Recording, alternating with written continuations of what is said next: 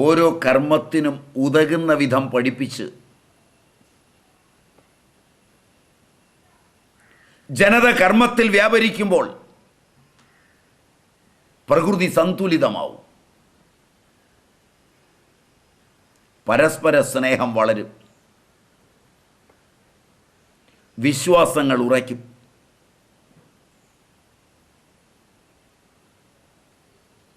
അതറിയാതെ പരസ്പരം ഏറ്റുമുട്ടുമ്പോൾ, കാര്യമറിയാതെ പരിഹരിക്കാൻ ഓടുമ്പോൾ പട്ടാളവും പോലീസും കോടതിയും കൂടും.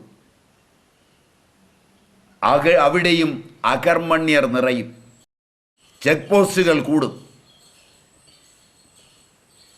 അഴിമതി സാർവലൗകികമാവും.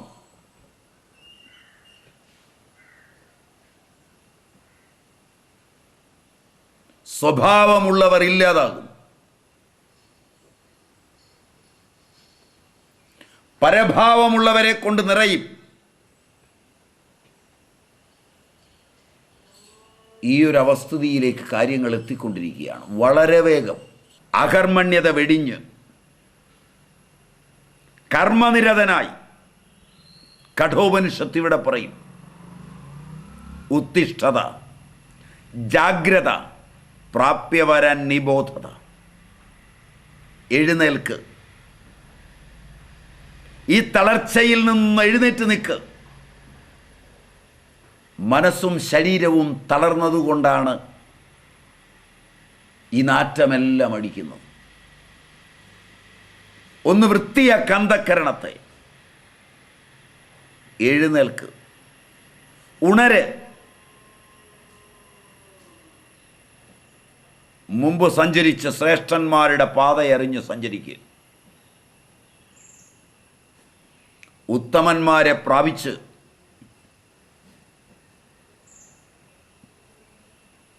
സ്തുത്യർഹമായ കർമ്മം സുന്ദരമായി ചെയ്യും. മഹാഭാരതാന്തർഗതമായ ഭഗവത്ഗീത 2-ാം അധ്യായം സാഖ്യയോഗമാണ്. സാഖ്യയോഗത്തിലെ 47-ാം ശ്ലോകം കർമ്മചിന്തനമാണ്. കർമ്മചിന്തനത്തിൽ ഏറ്റവും ശ്രദ്ധേയമായ 4 സൂത്രവാക്യങ്ങളാണ് ഭഗവാൻ നൽകിയിട്ടുള്ളത്. കർമ്മണിയേവ തേ അധികാരഃ മാ ഫലേഷു കദാചന മാ കർമ്മ ഫലഹേതുർഭൂഃ മാ തേ സംഗോസ്ത്വ കർമ്മണി. അതിൽ 4-ാമത്തെ സൂത്രമായ അകർമ്മത്തിൽ സംഗമരുത്. അകർമ്മസംഗം കൊണ്ട്, അകർമ്മസംഗത്തിലുള്ള താല്പര്യമാണ്, ആ അകർമ്മസംഗമാണ്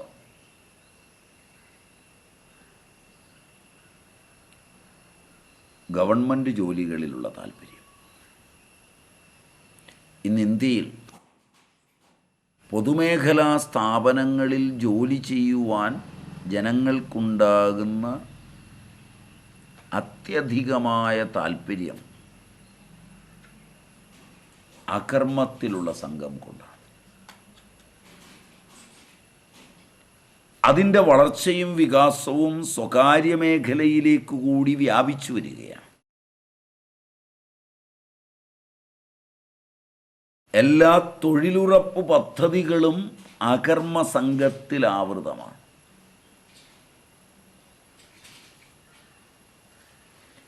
അകർമ്മത്തോട് അത്യധികമായ സംഘം നമ്മുടെ ജനതയ്ക്ക്.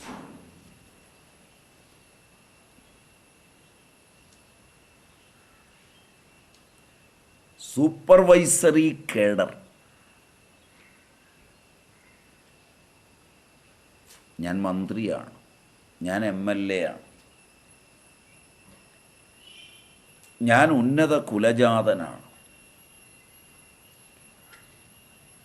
സെക്രട്ടറി തുടങ്ങിയ ഉന്നത ഉദ്യോഗങ്ങൾ വഹിച്ചവനാണ്. എൻ്റെ മകൻ എൻ്റെ അയൽവക്കക്കാരൻ്റെ മാതിരി, അവൻ്റെ കുഞ്ഞിൻ്റെ മാതിരി പാല് കറന്ന് കൊണ്ടുപോയി കൊടുത്തില്ല, പുല്ല് പറിച്ചില്ല, ചാണകം വാരിയില്ല, വെള്ളം ചുമന്നില്ല. അതൊക്കെ മോശമായ തൊഴിലുകളാണ്. അതൊന്നും ചെയ്യാതെ ഞാൻ അവനെ വളർത്തിക്കൊണ്ടുവന്നു. കർമ്മത്തിലുള്ള താല്പര്യം നഷ്ടപ്പെടുമാറ് വളർത്തി. ഞാൻ അവനെ അണിഞ്ഞൊരുങ്ങി വിടാൻ പ്രേരിപ്പിച്ചു. കുളിക്കാൻ അവൻ തന്നെ കുളിച്ചില്ല, ഞാൻ കുളിപ്പിച്ചു.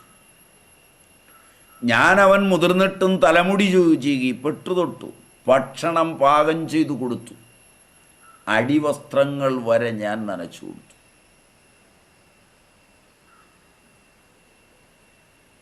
കർമ്മത്തിൽ ശീലമില്ല, കർമ്മത്തിൽ താല്പര്യമില്ല, ധനസ്ഥിതി കൊണ്ട് കർമ്മം ആവശ്യവുമില്ല.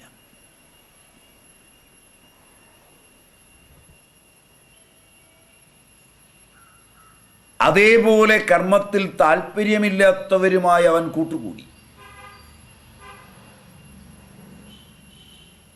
കർമ്മം ചെയ്യാതിരുന്നപ്പോൾ അവനിൽ ഉൽപ്പന്നമായ, അവൻ്റെ കൂട്ടുകാരിൽ ഉൽപ്പന്നമായ ഊർജം മുഴുവൻ നിഷിദ്ധ കർമ്മങ്ങൾക്കു വേണ്ടി വിനിയോഗിച്ചു. നിഷേധിയായി. ചെയ്യരുതാത്ത കർമ്മങ്ങളിലൂടെ എല്ലാം സഞ്ചരിച്ചു. എൻ്റെ ധനം, എൻ്റെ ജോലി, എൻ്റെ അധികാരം, ഇവ കൊണ്ടെല്ലാം ഞാൻ അവനെ താലോലിച്ചു. അവൻ്റെ കൂട്ടുകാരെയും താലോലിച്ചു. അവൻ്റെ ദുഷ്ചെയ്തികൾ ചൂണ്ടിക്കാണിക്കുന്നവരെ പലരെയും ഞാൻ വകവരുത്തി. പലർക്കും ഞാൻ പ്രലോഭനങ്ങൾ നൽകി.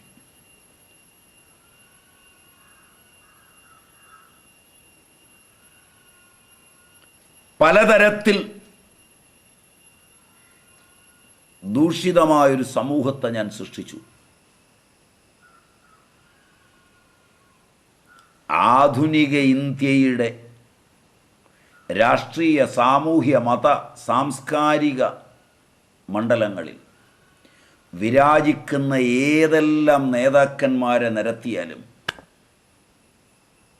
ഈ കഥയ്ക്ക് അപവാദമില്ല.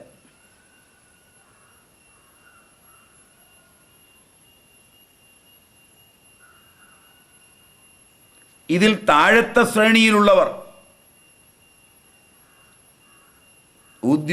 അനുദ്യോഗസ്ഥന്മാരായി താഴത്തെ ശ്രേണിയിലുള്ളവർ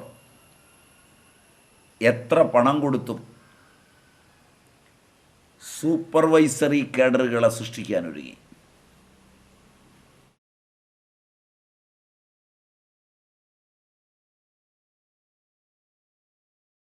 സമൂഹത്തിൽ മാന്യതയുള്ള തൊഴിലുകൾക്ക് വേണ്ടി ഓടി. അവിടെയും കർമ്മത്തിലേക്ക് മനസ്സും ശരീരവും പോയില്ല. അകർമ്മണ്യത തുടർന്നു.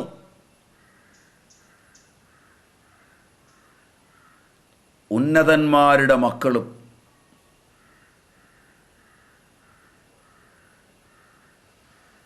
അവരെ കുടിയിരുത്തിയ സ്ഥാപനങ്ങളും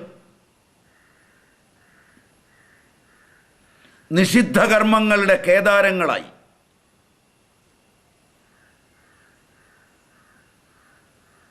കർമ്മം ചെയ്യാൻ ശേഷിയുള്ളവനെയും ചെയ്യുന്നവനെയും വരെ അവർ നിയന്ത്രിച്ചു.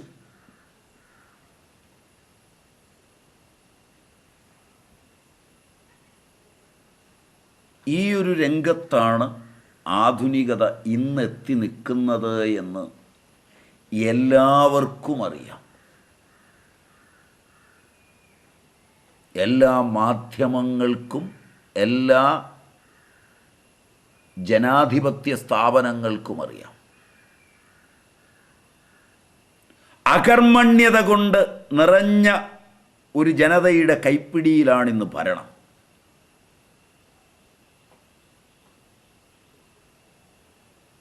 അകർമ്മണ്യതയിൽപ്പെട്ടവരുടെ മാനേജ്മെൻറ്റിലാണ് ഇന്ന് പൊതുമേഖലാ സ്ഥാപനങ്ങൾ മുഴുവൻ. അകർമ്മണ്യതയ്ക്ക് മാന്യത നൽകിയപ്പോൾ ഒന്നോ രണ്ടോ സ്ഥാപനങ്ങൾ കൊണ്ട് നടത്താവുന്നതെല്ലാം അനേക സ്ഥാപനങ്ങൾ കൊണ്ട് നടത്താൻ കഴിയും. ഒരു യൂണിവേഴ്സിറ്റിയുടെ കീഴിൽ ഒരു വൈസ് ചാൻസലറുടെ കീഴിൽ നടന്നിരുന്ന കർമ്മങ്ങൾക്ക് 5 or 6 യൂണിവേഴ്സിറ്റികൾ കൊച്ചു കേരളത്തിലുണ്ടായി.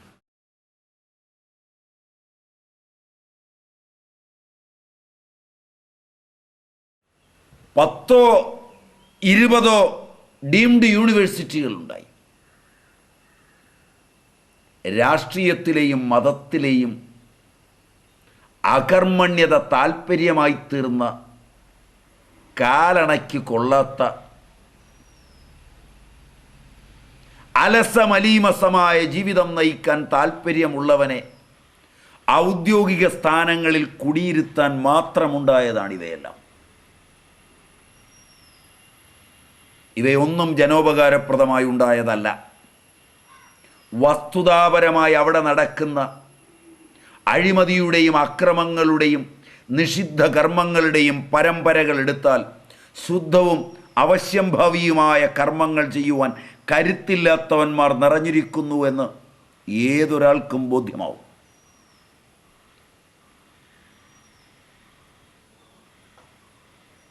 ഈ തരുണത്തിൽ സെൽഫ് ഫിനാൻസിങ്ങും സ്വകാര്യവുമായി അനേകം വിദ്യാഭ്യാസ സ്ഥാപനങ്ങളുണ്ട്.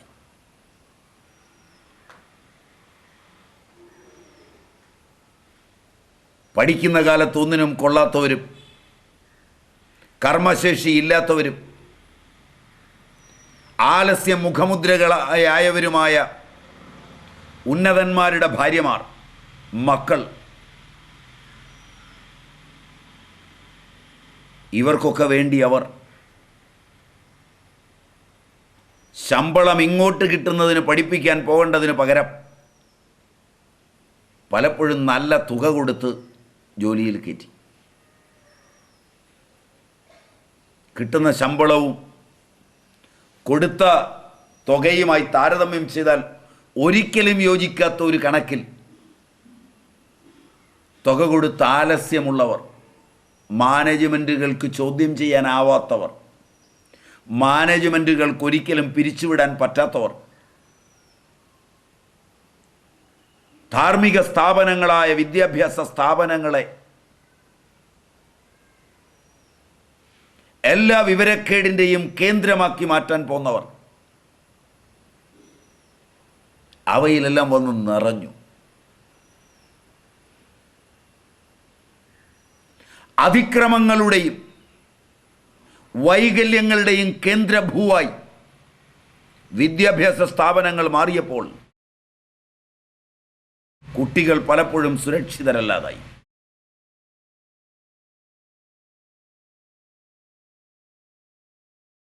ശിക്ഷണ സമ്പ്രദായങ്ങൾ മാറിയപ്പോൾ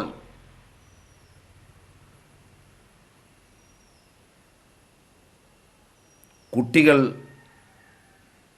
സ്വഭാവമില്ലാത്തവരായി. സ്വഭാവ സംസ്കരണം നടക്കാതെ വന്നപ്പോൾ പഠിക്കുന്ന കാലത്തു തന്നെ അതിക്രമങ്ങളിൽ താല്പര്യമുള്ളവരായി. തല്ലുന്നതും കൊല്ലുന്നതും തല്ലുകൊള്ളുന്നതും വിദ്യാഭ്യാസത്തിൻ്റെ ഭാഗമായി.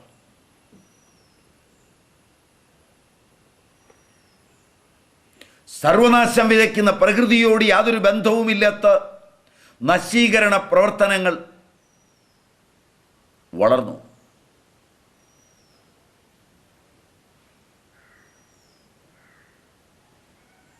ഹിംസാലോലുപമായ ജീവിതയാതന മാനവൻ്റെതായി. ഇത്തരമൊരവസ്ഥിതിയിലേക്ക് എത്തിയത് അകർമ്മത്തിലുള്ള സംഘം കൊണ്ടാണ്.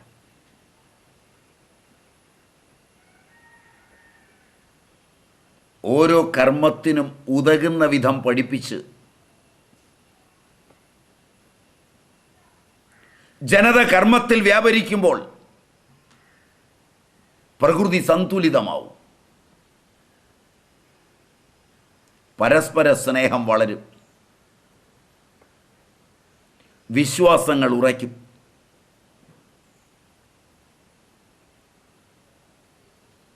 അതറിയാതെ പരസ്പരം ഏറ്റുമുട്ടുമ്പോൾ, കാര്യമറിയാതെ പരിഹരിക്കാൻ ഓടുമ്പോൾ പട്ടാളവും പോലീസും കോടതിയും കൂടും.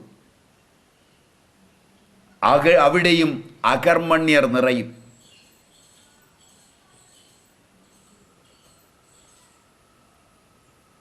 പോലീസിൽ ആള് കൂടുമ്പോൾ വെറുതെ ഇരിക്കുന്ന പോലീസുകാരൻ പിരിവിനിറങ്ങും. പിരിവിനിറങ്ങുമ്പോൾ താൻ പിരിച്ചതിൻ്റെ പങ്ക് ഭരണാധികാരിക്കും ഭാര്യയ്ക്കും കൊടുക്കും. ചെക്ക് പോസ്റ്റുകൾ കൂടും. അഴിമതി സാർവലൗകികമാവും.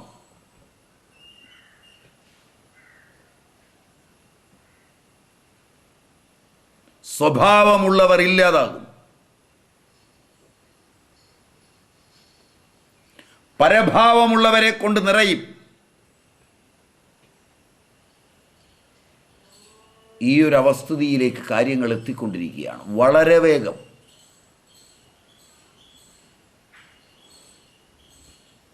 ഉദ്യോഗ തലങ്ങളിൽ ഫാഷൻ പരേഡുകൾ ഉണ്ടാവും, നഗ്നതാ പ്രദർശനങ്ങൾ ഉണ്ടാവും,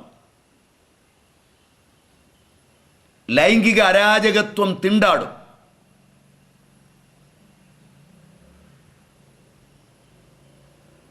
സ്വഭാവമില്ലാത്തവരുടെ കുട്ടികൾ തീരെ സ്വഭാവമില്ലാത്തവരാവും. നിയന്ത്രിക്കാൻ പറ്റാത്ത വിധം മാധ്യമങ്ങളും ഭരണാധികാരികളും മതങ്ങളും ദുഷിക്കാൻ മത്സരിക്കുകയും ദുഷിച്ചുകൊണ്ടിരിക്കുകയും ദൂഷണ പ്രക്രിയയുടെ നാറ്റം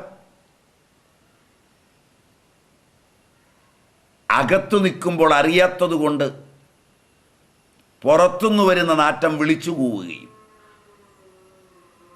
ദുഷിച്ച രാഷ്ട്രീയത്തിൽ നിന്ന് വരുന്ന നാറ്റമടിക്കുന്ന മതമേധാവികൾ തങ്ങൾക്കതടിക്കുന്നുണ്ട്, തങ്ങളുടെ നാറ്റം അടിക്കാതിരിക്കുമ്പോൾ സ്വന്തം ദേഹത്തിൻ്റെ നാറ്റം അടിക്കാതിരിക്കുകയും അന്യൻ്റെ ദേഹത്തുനിന്ന് വരുന്ന നാറ്റം അറിയുകയും ചെയ്യുമ്പോൾ അതിനെ പുലഭ്യം പറയും.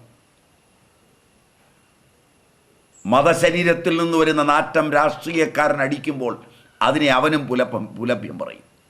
മതത്തിൻ്റെയും രാഷ്ട്രീയത്തിൻ്റെയും നാറ്റം സ്വന്തം നാറ്റമറിയാത്ത മാധ്യമങ്ങൾ വിളിച്ചുപോകും. മാധ്യമങ്ങളുടെ നാറ്റം ഭരണാധികാരികളും വിളിച്ചുപോകും. നാറ്റം കൊണ്ട് കളിക്കുന്ന ഈ നാറ്റക്കേസിൽപ്പെടാതെ അകർമ്മണ്യത വെടിഞ്ഞ് കർമ്മനിരതനായി കഠോപനിഷത്ത് ഇവിടെ പറയും, ഉത്തിഷ്ഠത, ജാഗ്രത, പ്രാപ്യവരൻ നിബോധത. എഴുന്നേൽക്ക്, ഈ തളർച്ചയിൽ നിന്ന് എഴുന്നേറ്റ് നിൽക്ക്. മനസ്സും ശരീരവും തളർന്നതുകൊണ്ടാണ് ഈ നാറ്റമെല്ലാം അടിക്കുന്നത്. ഒന്ന് വൃത്തിയാക്ക് അന്ധക്കരണത്തെ. എഴുന്നേൽക്ക്, ഉണര്. മുമ്പ് സഞ്ചരിച്ച ശ്രേഷ്ഠന്മാരുടെ പാതയറിഞ്ഞ് സഞ്ചരിക്കുക. ഉത്തമന്മാരെ പ്രാപിച്ച്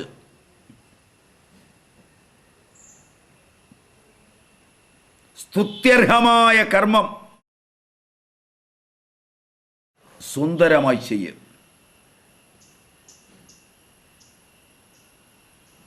വളരെ ശ്രദ്ധേയമായി അനർത്ഥചിന്തനം പ്രതിഷിദ്ധ ഉപാസനയിൽ അന്തർഗതമാണ് എന്ന് മനസ്സിലാക്കി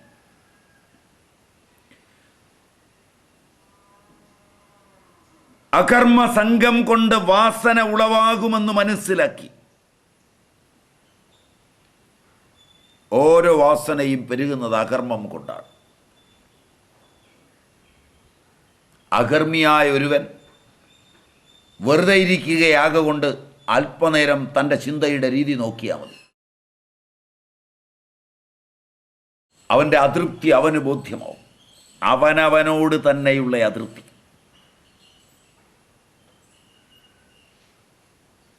അസ്വാരസ്യം, നന്മ എവിടെ കാണുമ്പോഴുമുള്ള അസൂയ,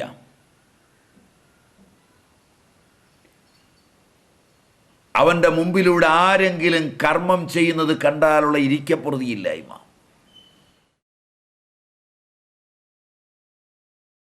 കർമ്മം ചെയ്യുന്ന ലോകങ്ങളിൽ ചെന്ന് അവരെ ആലസ്യത്തിലേക്ക് നയിക്കുവാനുള്ള പ്രവണത, ചെയ്തു വെക്കുന്നതെല്ലാം പരാജയപ്പെടുത്തുന്ന വാസനയും സംസ്കാരവും, ആ നിലയിൽ അനർത്ഥ ചിന്തനം, അനർത്ഥ കർമ്മങ്ങൾ, ഇവ പ്രതിഷിദ്ധ കർമ്മങ്ങളുടെ ഉപാസനയിൽ അന്തർഗതമാണ്. ഇക്കാര്യമെടുത്തിതും കൂടി സ്പഷ്ടമായി മുമ്പിൽ കാണാം. അകർമ്മണി ച കർമ്മയഃ.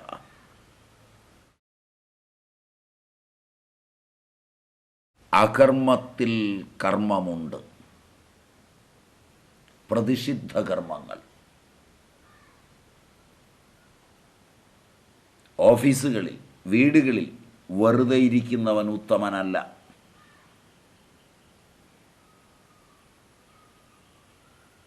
ഒരു വീട്ടിൽ നടക്കുന്ന കൊള്ളിക്കരുതാഴിക മുഴുവൻ അവിടെ വെറുതെ ഇരിക്കുന്നവനിൽ നിന്നാണ് ഉൽപ്പന്നമാകുന്നത്. ഒരു രാജ്യത്ത് നടക്കുന്ന വൈകല്യങ്ങളെല്ലാം ധ്യാനനിരതനും നിശബ്ദനുമായ യോഗിയെ മാറ്റി നിർത്തിയാൽ അകർമ്മണ്യതയിൽ കെട്ടിനിൽക്കുന്ന ജനവിഭാഗങ്ങളിൽ നിന്നാണ് ഉണ്ടാകുന്നത്. രാഷ്ട്രീയ മതമണ്ഡലങ്ങളെല്ലാം പഠിക്കുന്ന കാലത്ത് വിദ്യാർത്ഥികളെ പഠിപ്പെന്ന കർമ്മത്തിൽ നിന്ന് പിൻവലിച്ച് അകർമ്മണ്യരാക്കുന്നു. എല്ലാ അയൽപക്കക്കാരനും ഉത്തമമായി ജീവിക്കുന്ന കുടുംബങ്ങളിലെ കുട്ടികളെ അവൻ്റെ അച്ഛനമ്മമാരോട് ചേർന്ന് നിൽക്കുന്ന കർമ്മങ്ങളിൽ നിന്ന് പറിച്ചെടുത്ത് അകർമ്മണ്യനാക്കുന്നു. വീട്ടിൽ അച്ഛനും അമ്മയ്ക്കും വേണ്ടി പണിയെടുത്തിരുന്ന കുഞ്ഞുങ്ങളെ ആധ്യാത്മികവാദികൾ വലിച്ചു കൊണ്ടുപോയി അകർമ്മണ്യരാക്കി പ്രതിഷിദ്ധ ഉപാസനകളിൽ പെടുത്തുന്നു. കലികാല വൈഭവം ചിത്രമാണ്, വിചിത്രമാണ്. അതുകൊണ്ട് ഈ പ്രതിഷിദ്ധ ഉപാസന അടിസ്ഥാനപ്പെടുത്തി നാം ഇന്നത്തെ ലോകത്തെ കാണേണ്ടതാണ്. നിങ്ങൾക്ക് പുറമെ അകർമ്മമാവുകയാണെന്ന് കർമ്മം ചെയ്യുമ്പോൾ ബോധ്യമാവും. എല്ലാ കർമ്മവും അകർമ്മത്തെയാണ് ഉളവാക്കുന്നത്. ബാഹ്യമായി എത്ര നിങ്ങൾ കർമ്മം ചെയ്യുന്നു അത്ര കണ്ട് ആന്തരികമായി നിശബ്ദത വരും. അകത്തെ ഊർജമാണ് കർമ്മമായി പുറത്തേക്ക് പോകുന്നത്. ആ ഊർജം കെട്ടി നിൽക്കുമ്പോഴാണ് അകത്ത് കർമ്മങ്ങളുടെ ബാഹുല്യവും പ്രതിഷിദ്ധ ഉപാസനയും ഉണ്ടാകുന്നത്. അകർമ്മയ അകർമ്മണിച്ച കർമ്മയ. ആരാണ് അകർമ്മ ഉള്ളവൻ? കർമ്മം ചെയ്യുന്നവൻ മാത്രം. ഭഗവത്ഗീത കൊണ്ടുവന്ന ഈ സിദ്ധാന്തം, യാതൊരുവനാണോ നിരന്തരം കർമ്മം ചെയ്യുന്നത്, ഇടതടവില്ലാതെ കർമ്മം ചെയ്യുന്നത്, അവൻ മാത്രമാണ് അകർമ്മി എന്ന സിദ്ധാന്തം.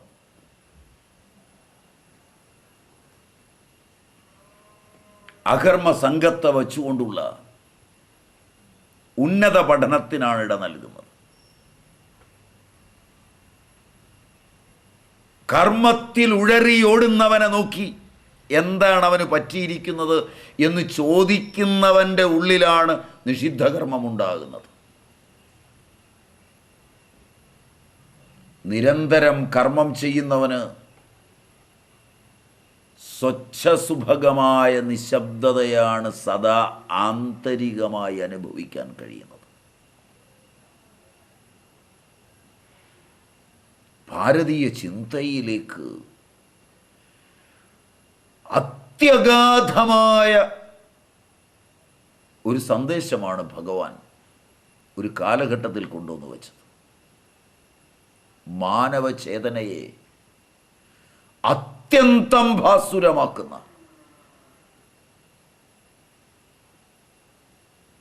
നാം വിശ്വസിക്കുന്ന വിശ്വാസ പ്രമാണങ്ങൾ അത്രയും തകർക്കുന്ന, അകർമ്മത്തിലല്ല അകർമ്മം ഇരിക്കുന്നത്, കർമ്മത്തിൻ്റെ ഏറ്റവും പ്രചണ്ഡമായ മുഹൂർത്തത്തിലാണ് അകർമ്മം നിലകൊള്ളുന്നതെന്ന് അപ്പോഴാണ് അന്ധക്കരണത്തിൽ ഉതിർന്ന ഊർജസ്രോതസ് മുഴുവൻ കർമ്മമായി പുറത്തേക്ക് ഒഴുകിക്കഴിഞ്ഞു മാത്രമാണ് നിശബ്ദതയും ശുദ്ധിയുമെന്ന് ഉപദേശിക്കുന്ന ആ ഉത്തമോത്തമനായ ആചാര്യവര്യനായ അഹൈതുക കൃപാമൂർത്തിയായ ആനന്ദസാഗരത്തിലേക്ക് തന്നെ സമീപിക്കുന്നവനെ മുഴുവൻ എത്തിക്കുന്ന അനന്താനന്ദത്തിൻ്റെ ഭാസുര കോമളമായ ആ കൃഷ്ണൻ്റെ തൃച്ചേവടികൾ ഭക്തിപ്രശ്രയപൂർവം നമുക്ക് പ്രണമിക്കാം.